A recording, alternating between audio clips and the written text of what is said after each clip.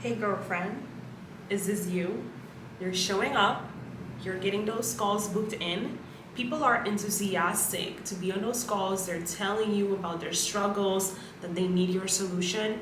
And as soon as you drop the investment, it's like you're sitting in front of a different person, and it's like you are a different person. You are no longer enthusiastic. You're feeling a little bit of resentment as to why it is they are not convinced that your solution is the one for them. So, what do? You say, okay, we will follow up with each other, and when you're ready to buy, you let me know.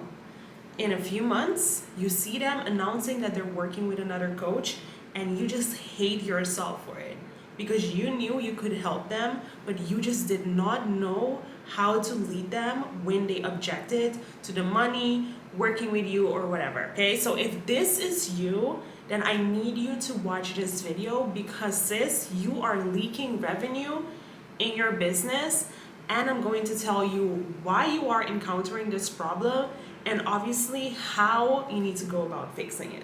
Hey there everyone, welcome to my YouTube channel. My name is Aisha.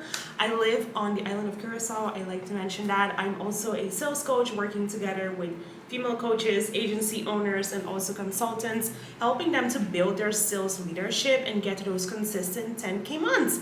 I'm also celebrating that last month I had my first 20K month. So this video is also related to what are the things that I did to get to that, okay? And if you're curious to learn more about the exact roadmap, I created a 20K breakdown, so it's in the description, so go ahead and grab that below.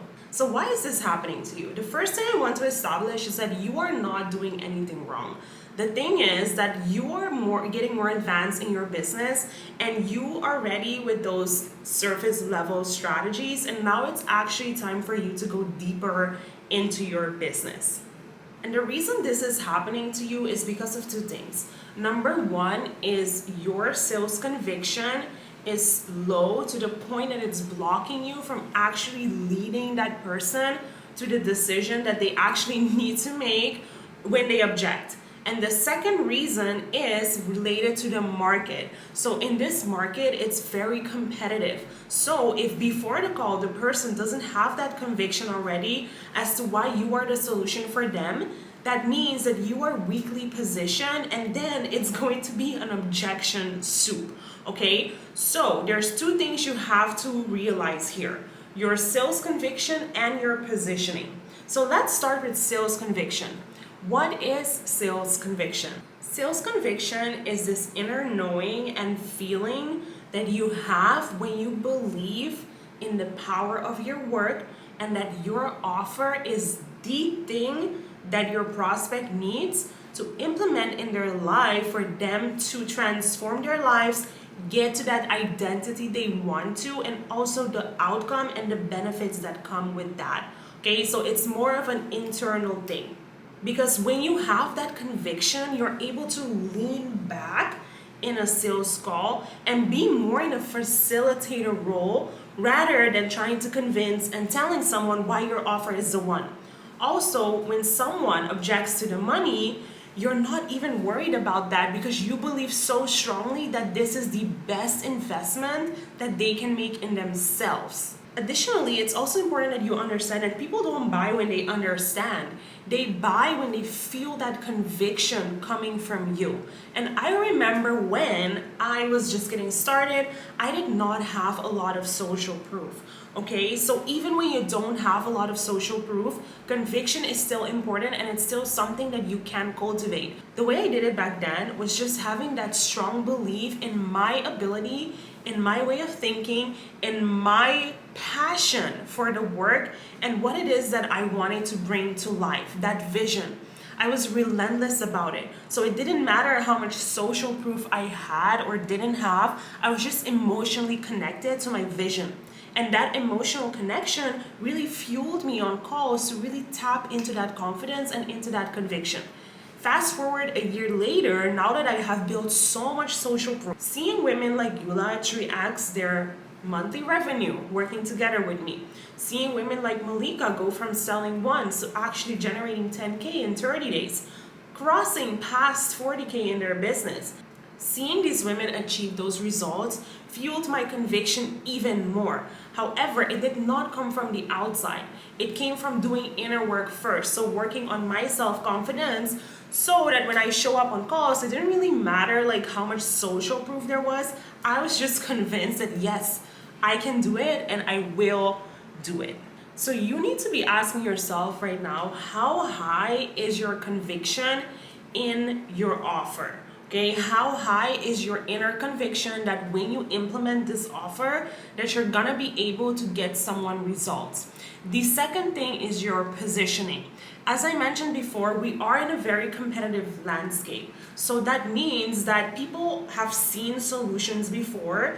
The market is sophisticated with buyers that have invested before. So for them to invest, what's not going to excite them is hearing the same outcome they've been hearing before. They're always seeking something that's new, something that can get them results faster, something that is better, something that makes them feel even more seen and heard. So positioning is something that you need to be strong on. For example, my past positioning used to be the no pitch DM system because I could see in the marketplace that people were struggling to book calls, so I created a method around that.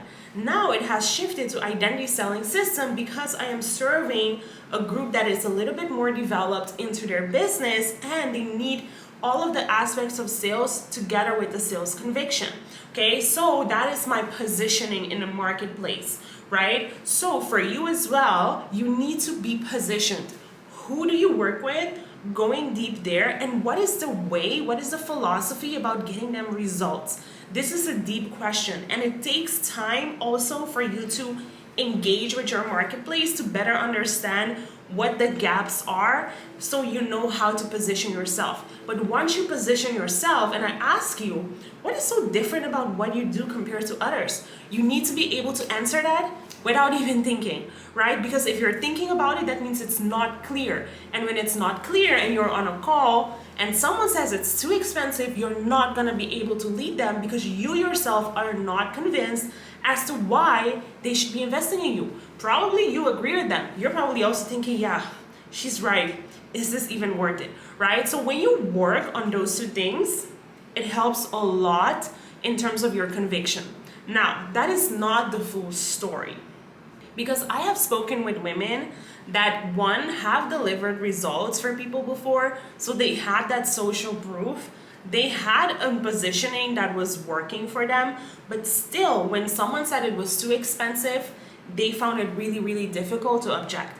And this is the part where sales leadership comes in to play. Okay, a lot of the times as women, we hide behind low self-esteem. What do I mean by that? When we get external achievements, we tell ourselves, wow, that's showing my worthiness. So when you're getting a no or something that's masked as a no on a call, it really touches you deeply because we've all gone through lives where we attach our self-esteem to things outside of our own. So when we're talking about building that conviction, having that inner anchoring, as well as knowing your positioning in the marketplace, you also have to create a routine around this so that you're able to tap into that energy state before the call and also release that energy after the call.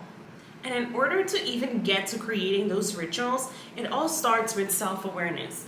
Like seriously, taking some time for yourself to feel into your body. You know, when you are on a call, where do you feel that? You know, for me, it was always in my belly, right? So it's really important for you to start going deep in your own body so that you can unpack the feelings and the beliefs and the behaviors that are tied together, because it's always a triangle. That avoidance of stepping into that leadership is tied to a belief, and that is also tied to an emotion. So you want to start by understanding that. And then the other thing you want to do is start hacking your state. What would I do in my sales calls or before my sales calls when I was going through this as well? I would play my favorite song by Beyonce, which is Diva, and I would just dance to it because that gets me into a high energetic state. And no, I'm not going on the call like all crazy, but I can like remember that moment when the objection comes up, right? And it's also about slowing it down. Even within a sales call, you can develop certain routines where you can regulate your emotions better. For example, just taking a deep breath and putting your hand on your belly and not rushing into tackling the objection. You're a human being. You don't have to be perfect to close deals. I'm not perfect at sales. You don't have to be perfect, but we do need to step into leadership. And leadership is also admitting to yourself that you're human. And it's totally fine to have F-ups. It's completely fine. Look, here's one thing I know. If you're already booking calls, if you're an expert at what you do, you have proof to back it up, you have closed before, okay? But it's only those moments where people are objecting that is kind of making you doubt your own gift, and it's also making you hesitant to know how to lead them to that sale. It's a sales energy thing, okay? And yes, refining your positioning is definitely going to help you to feel better about what it is that you do, because when you have all of that, it fuels you internally.